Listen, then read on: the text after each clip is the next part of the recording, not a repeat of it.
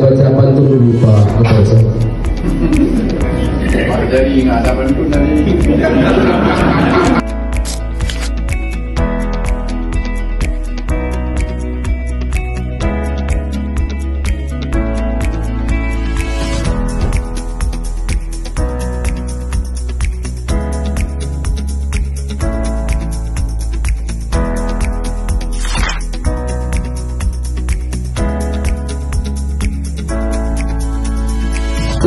Selamat datang dan selamat menjalankan tugas di Kabupaten Pidijaya.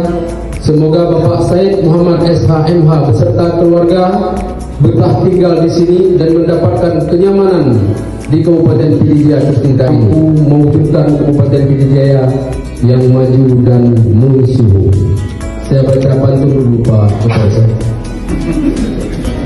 Jadi nggak ada pantun tadi. Indahnya pagi terbit mentari, hangat sinarnya menyapa semesta. Selamat datang Bapak Kajari di Pidijaya Nangro Japake.